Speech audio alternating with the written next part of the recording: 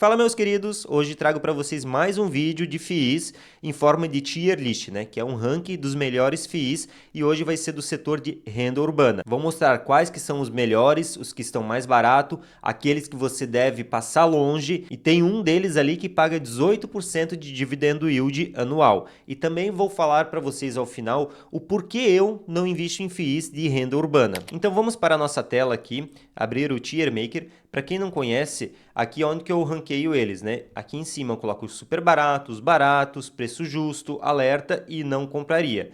E esses aqui são os FIIs que a gente vai analisar hoje, que é o RBVA, FCFL, HGRU, FIP, TRXF, BBRC e BNFS. Você conhece já algum desses FIIs aqui de renda urbana? Deixa aqui nos comentários qual deles que você tem aí na sua carteira ou se você não conhece nenhum deles. Agora, antes de eu ranquear eles aqui e falar sobre eles para vocês, peço para vocês deixarem o like aqui no vídeo, que isso me ajuda demais a crescer aqui no YouTube. E para vocês não custa nada, é 2 cliquezinhos aí, vocês conseguem deixar o like aí e me fortalecer. E também já aproveita e se inscreve aqui no canal, beleza? Então vamos lá aqui para a tela novamente. Aqui temos bons fundos imobiliários e renda urbana, mas no final do vídeo eu vou explicar para vocês o porquê que eu não invisto em renda urbana, né? Prefiro outros FIIs ali e não de renda urbana. Mas isso não quer dizer que os fundos de renda urbana são ruins, né? Então isso a gente vai ver aqui. E o primeiro que eu vou trazer aqui para vocês é o FCFL11. Eu coloco ele como não compraria e já vou mostrar o porquê. Eu tenho o Word aqui aberto, ó, onde que eu ranqueei, né? Os 7 melhores FIIs de renda urbana, os mais baratos, né? Mas olha só, não é porque às vezes um que está lá em cima que ele é o melhor e às vezes não é porque um está lá embaixo que ele é o pior. Esses aqui são os 7 mais descontados, os mais baratos. Mas a gente precisa daí dar uma analisada neles, né? Ver os fundamentos, ver se eles não estão arriscados, se não estão muito alavancados. Esse ranking aqui, ele puxa os melhores ali, mas aí vai de você também fazer o seu filtro, né? Sua consulta. E para isso, olha só, o FCFL, que eu coloquei ali como não compraria, a cotação dele está de 125,50, ele está com dividendo yield anual de 8,35 e com PVP acima de 1,02. A liquidez média diária dele está em 375 mil, né? Eu acho uma liquidez média diária baixa. Nos FIIs eu procuro que seja acima de 500 mil. E o maior problema dele aqui, ó, a quantidade de imóveis. Ele só tem um imóvel, pessoal, então isso acaba sendo muito arriscado, porque se o locatário tiver algum problema, não pagar o aluguel ali, a gente já fica sem dividendo, né? Então ele fica muito arriscado. Qualquer probleminha com o locatário ali, já fica problema para nós, né? Então, continuando aqui, agora o próximo vai ser o HGRU. Eu coloco ele como barato, tá, pessoal? E vou mostrar o porquê. Eu já tenho aberto aqui o relatório gerencial dele. A gente pode ver a alavancagem financeira dele, está em 5,9% em 2025 e ela vem baixando até 2033, né? E é mais abaixo aqui, a gente pode ver a distribuição geográfica, né? A gente pode ver que ele é bem diversificado aqui no Brasil. Ele tem maior concentração aqui em São Paulo, né, pessoal? E descendo mais um pouco, a gente pode ver a alocação por segmento de locatários. Ele tem 54% de varejo alimentício, ele tem 25% em educacional e tem 18% em varejo de vestuário e 3% em outros, né? Do varejo, a gente sabe que varejo não é tão seguro, às vezes, né? Não é tão previsível, porque pode ter problema. O que é mais seguro dentre ali é o alimentício. Aí depois o do setor de vestuário é um pouco mais arriscado, né? E a grande parte dele aqui é em varejo alimentício. Então, a gente até pode ver aqui a alocação por inquilino. Ele tem 24% do Carrefour, depois ele tem 23% do Açaí, e aqui onde que é o do varejo de vestuário, ele tem 18% que é da Pernambucanas, né? E daí que vem os outros aqui. E aqui ele mostra um pouco dos contratos dele, que é 82% atípico e 18% típico. O que que isso quer dizer, pessoal? Olha só, vou mostrar aqui na tela para vocês. Aqui, ó, contrato típico. O prazo desse contrato é mais curto, geralmente é até 5 anos. E o reajuste, ele vem pelo IPCA ou IGPM, tá? E daí a multa de quebra de contrato, ele geralmente é de alguns meses ali, geralmente 3 meses, tá, pessoal? Por exemplo, então, o inquilino pegou e fez um contrato de 3 anos ali para aquele imóvel e ele ficou 1 ano e daí ele quer sair, resolveu sair. A multa dele geralmente vai ser de 3 meses de aluguel. E isso daí é um pouco arriscado para quem aluga, porque às vezes em 3 meses você não consegue realugar de novo aquele imóvel, a não ser que o imóvel for muito bom, então ele vai conseguir alugar novamente e ainda ficar com aquela multa, né, dos 3 meses de aluguel. Mas às vezes se o imóvel é um pouquinho ruim, já leva um pouco mais de tempo. E a revisional é o seguinte, eu fiz um contrato ali de 5 anos, se passaram 2 anos, teve o reajuste do IPCA, ou do GPM ali, mas eu acho que naquele meu local ali o aluguel subiu mais. Então eu vou conversar com o inquilino ou entrar na justiça ali para pedir essa revisional. Então, que vai aumentar o aluguel além do reajuste ali do IPCA e GPM. Mas isso, o inquilino ele também pode pedir essa revisional. Se ele achar que naquela região ali o aluguel baixou o valor, ele também pode pedir essa revisional para estar baixando o aluguel, né? Já o contrato atípico, ele é mais longo, ele geralmente é de 10 a 30 anos ou 20 anos, né?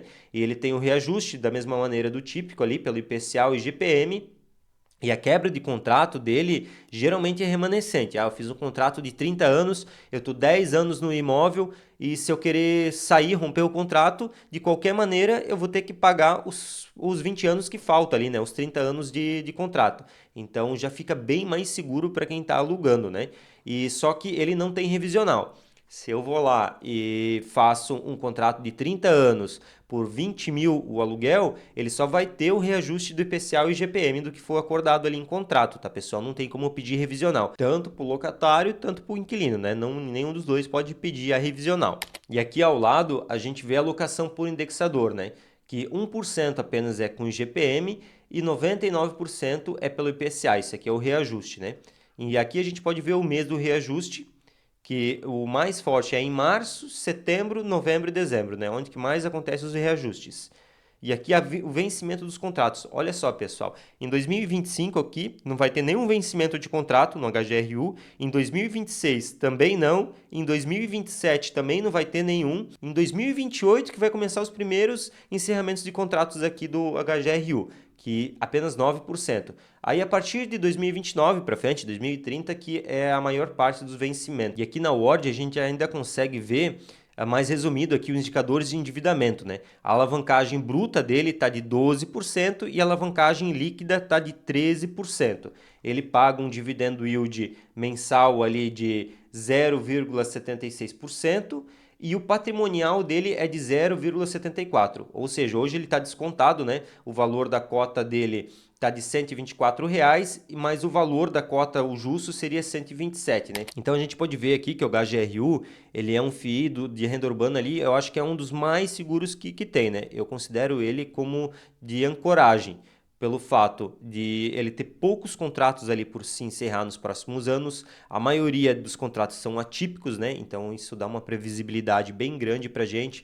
Ele tem uma alavancagem que não é alta, né? 12, 13% ali. E além disso, ele está um pouco descontado ali em relação do PVP, tá, pessoal? Agora tem mais um detalhe que faz com que os FIIs hoje estejam em oportunidade, porque a taxa de juros de agora para o ano que vem tende a baixar. O que acontece quando a taxa de juros abaixa? O valor da cota dos FIIs tendem a subir, ter valorização, pessoal. Geralmente acima de PVP de 1, e hoje eles estão com PVP abaixo de 1.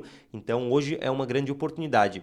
Ah, tá, Ismael, mas tem aquela lei ali que eles querem cobrar 5% de imposto de renda sobre os dividendos dos FIIs no próximo ano. Isso aí não é uma coisa boa, mas vocês têm que analisar assim, ó. Eu vou dar um exemplo aqui para vocês.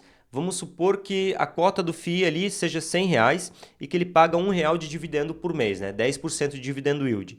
Aí você vai ter que pagar 5% de imposto de renda sobre esse R$1. Ou seja, você vai ter que pagar 5 centavos de imposto de renda, sobra 95 centavos, certo? Então o que vai acontecer? O dividendo yield não vai mais ser de 10% anual, vai ser de 9,95. Estou usando valores didáticos aqui, tá, pessoal? Só para dar como exemplo. Então, o PVP dele já não vai mais ser o mesmo, porque aí eu vou pensar, eu não vou pagar esse valor nesse FII, porque ele já não está pagando mais o dividendo que eu acho justo. O que vai acontecer? O valor da cota vai baixar. Então, no fim, vai ficar tudo a mesma coisa, porque daí a cota vai baixar, no fim vai pagar 10% de dividendo yield de novo, né? Então, você vai estar pagando um pouco mais barato, vai ter que pagar o imposto de renda sobre o dividendo ali, os 5%, mas aí o valor da cota vai baixar. No fim, vai ficar tudo a mesma coisa. Só que daí tem um detalhe. Todos os FIIs que tem no mercado hoje não vai ser pago imposto de renda sobre eles. Só vai valer essa nova regra do imposto de renda para as novas emissões de cota. Ou seja, o FII vai emitir novas cotas ali, jogar no mercado, na bolsa ali para estar sendo compradas. Então, aquelas cotas ali que vão pegar e ter esses 5% de cobrança ali no dividendo. Então, quem está comprando esse ano os FIIs ainda, antes de cair a taxa de juros, antes de entrar essa nova regra, que não é 100% de certeza ainda, tende a se beneficiar bastante, tá, pessoal? Então, por isso que eu coloquei a HGRU aqui como barato. Mas então agora vamos continuando aqui. Mas, pessoal, só por essas explicações que eu trouxe até agora, eu acho que esse vídeo aqui já merece o seu like, né, pessoal? Então deixa o like aí, me fortalece, pessoal. Agora vamos então para o FIP11. Eu coloco ele também como não compraria, tá, pessoal? Pelo fato, olha só, ele está com uma cotação de R$150, ele está com dividendo yield de 9,33, um PVP de 0,75. Isso mostra que ele está descontado, né? Mas a liquidez média diária dele está de 285 mil. Tem uma liquidez média diária, então já não entra nos meus critérios ali para eu estar fazendo aporte. E a quantidade de imóveis dele também é baixa, ele tem 7 imóveis, tá, pessoal? Então aqui ele já fica como não compraria. E o próximo é o TRFX. Eu coloco ele como alerta, tá, pessoal? Eu sei que muita gente gosta dele, mas eu coloco ele como alerta. O TRFX, ele está com PVP de 0,96, ele está pagando quase 15% de dividendo yield, ele tem uma liquidez média diária de 8,3 milhões, isso uma liquidez média muito alta aqui para um FII, e ele tem 68 imóveis, tá, pessoal? Uma vacância de 0,22. Mas vamos entender um pouco melhor dele aqui, eu tenho o relatório dele aberto aqui também, ó. Olha só, aqui a gente pode ver o vencimento dos contratos, né? Os contratos atípicos dele são de 79,47% e de típico 20,53%. Descendo mais aqui, a gente pode ver o segmento de alocação. A maior parte dele é atacadista, depois vem varejo, casa e construção e hospital, né? Descendo mais um pouco aqui, a gente pode ver a receita de aluguel por inquilino. O que ele mais recebe é do Açaí, depois vem Grupo Mateus, Pão de Açúcar e por aí vai, né? E aqui a gente pode ver os estados aqui que ele atua, né? Ele tem um em Santa Catarina, depois vem aqui para cima para São Paulo. Ele não é tão diversificado quanto o HGRU, mas ele tem bastante imóveis, tá? Puxando aqui na Word, a gente pode ver aqui, ó, a alavancagem bruta dele tá de 27,96% e a alavancagem líquida de 35%, pessoal. Então, isso que me faz colocar ele como alerta. Ele até tá descontado, tá num preço bom, mas essa alavancagem dele tá bem alta e por isso que eu coloco ele como alerta. Ele até poderia estar em preço justo, fica ali entre preço justo e alerta. Mas como isso aqui é uma visão minha, pessoal, né, dos FIIs de renda urbana, eu já coloco ele como um pouco mais alerta, até porque ele está com uma alavancagem bem alta aqui. Mas segura aí, pessoal, que eu vou ainda explicar para vocês o porquê que eu não invisto em renda urbana. E ainda vou trazer para vocês o mais barato desses FIIs aqui e também vou trazer aqui um FII que paga quase 20% de dividendo yield. Então, olha só, o próximo aqui é o BBRC11. Esse aqui também vai como não compraria. E vamos dar uma olhada aqui, ó. BBRC, uma cotação de 99,50, ele está com dividendo yield de quase 14% e um PVP de 0,95.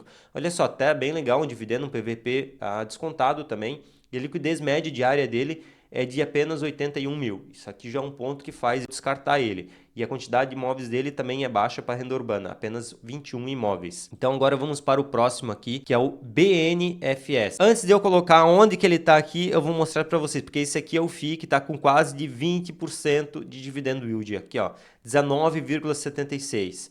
Está com um excelente dividendo yield. Ele está com um PVP de 0,93, ele tem 18 imóveis, mas a liquidez média diária dele é de 78 mil, tá, pessoal? Então, isso aqui já me faz descartar ele. Então, ele não está muito endividado, e então o dividendo dele aqui está bem legal, mas pode ser que esse dividendo aqui esteja inflacionado aqui, né, pessoal? Por ele pode ter feito alguma venda e por isso que vem com dividendo yield tão alto. Mas mesmo assim, uma liquidez média muito baixa e a quantidade de imóveis baixa também para renda urbana, tá, pessoal? Ele está com uma vacância ainda, ó, de 9,30%, está com bastante vacância em poucos imóveis. Então, isso aqui provavelmente está inflacionado, ele deve ter feito a venda de algum imóvel, por isso que está o dividendo tão alto aqui. A gente teria que estar lendo o relatório dele. Mas eu não vou ler, até porque isso aqui já cai fora para mim. Eu não recomendo vocês estar comprando também um FII com abaixo de 500 mil a liquidez média dele. Então eu já vou colocar ele aqui, ó, como não compraria. E o próximo aqui é o RBVA. Eu coloco ele como super barato, tá, pessoal? Talvez ele poderia brigar mais frente aqui com o HGRU, entre barato, né? Mas eu coloquei ele como super barato e eu vou mostrar o motivo dele aqui. Olha só, eu abri ele aqui, o patrimônio do fundo. Ele está também bem diversificado, dá para ver todos os estados aqui onde que ele atua, né? E a receita por indexador, ele está com 36% de GPM, que é muito bom, e 63% pelo IPCA. A receita por região, a maior parte, 86%, é no Sudeste, depois vem no Nordeste, Centro-Oeste e Sul. Patrimônio do fundo, né? O cronograma de vencimento de receita. E em 2025, 3,8%, que é o encerramento dos contratos, né? Em 2027 ele tem um pouco, 2028 quase nada e ele tem uma boa parte em 2029. Então isso aqui é um ponto para a gente ficar de olho nele, tá? E os locatários dele tá o Cogna, Santander, Açaí, GPA, a Caixa, Vago e entre outros. Aqui tem Centauros também, Pernambucanas e Renner. O patrimônio do fundo, né? A maior parte está alocada aqui pela Cogna e pela Caixa, né? 26% e 25% pela Caixa, 50% que por esses dois, né? E depois vem o Santander como o maior. E aqui na Watch a gente pode dar uma olhada na alavancagem dele. Ele está com uma alavancagem bruta de 13,5% e a alavancagem líquida de 14,45%, tá, pessoal? Não está com alavancagem tão alta, bem normal para o fundo. Então eu vejo ele como um fundo aqui muito parecido com o HGRU, tá? A gente pode até dar uma olhada aqui, ele tem 83 imóveis, onde que o HGRU tem 104, tá? Mas olha só, ele está com um dividendo yield de praticamente 12%, onde que o HGRU está com 10,72%. Porém, o RBVA ele está com 5% de vacância. Então, se ele já está com um dividendo yield melhor e se ele alugar esses 5% de vacância que ele tem aqui, o dividendo dele vai aumentar mais ainda. Fora que ele está com PVP de 0,87, então ele está bem descontado. Ele está aí como se ele tivesse com 13% de desconto no valor patrimonial dele, tá, pessoal? Então, por isso que ele entra aqui como o super barato aqui dos FIIs de renda urbana.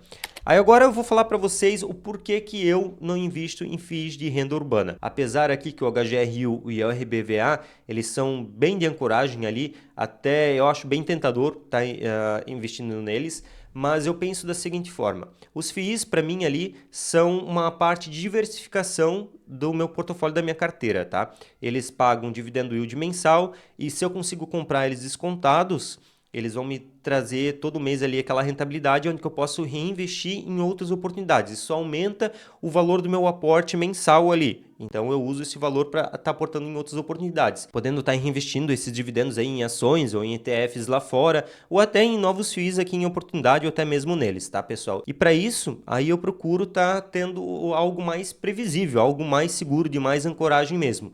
E onde que eu vejo os FIIs de logística, eu acho eles os mais seguros. Porque olha só, os FIIs de renda urbana, eles são os que têm as lojas espalhadas por aí, né? Já os FIIs de logística são onde que tem os galpões, né?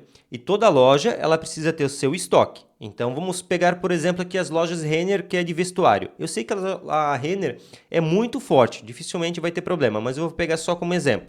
Então, ela tem as lojas e ela precisa alugar um galpão logístico para manter o estoque. Se tiver alguma crise e ela tiver que fechar alguma loja, ela vai fechar a loja numa cidade aqui, mas ela precisa, todas as roupas, né, tudo o que ela tem ali naquela loja, ela precisa guardar em algum lugar, vai estar no galpão logístico. Ou vamos supor, teve uma crise aí e a loja Renner está com inadimplência, ela não está conseguindo se manter ali. Ela vai fechar as lojas também, ela pode até fechar todas as lojas, mas e o estoque? O estoque ela vai ter que ter lá naquele galpão logístico. Então, o último lugar que vão deixar de pegar e pagar o aluguel é exatamente nos galpões logísticos, né? Porque deixar de pagar ali, eles podem perder todo o estoque deles. Vão colocar onde? Vão jogar no meio da rua? Não tem como. Então, por isso que eu acho os FIIs de logística ali, de galpões logísticos, os mais seguros, né? Porque é o último lugar que é onde que eles vão deixar de pagar o aluguel, né? Porque tendo o galpão logístico ali, eles ainda podem vender pela internet. Não precisa necessariamente a loja, né? Eles conseguem ainda distribuir. Então, por isso que eu vejo que os galpões logísticos são os mais seguros. Então, em vez de eu investir, por mais aqui que eu vejo que o RBVA e o HGRU estão em oportunidade ali, estão descontados, pagam um bom dividendo, eu acho que a gente tem da mesma forma galpões logísticos, FIIs e galpões logísticos que estão descontados. Então, eu prefiro fazer meus aportes maiores neles. Até no vídeo passado, vocês podem dar uma olhada aqui, ó. Top 10 FIIs de logística. É onde que eu trouxe exatamente isso. Quais que são os 10 FIIs de logística ali em mais oportunidade. Até o pessoal me questionou nos comentários ali sobre o GARI 11, que falaram, mas ele é de renda urbana e não logístico.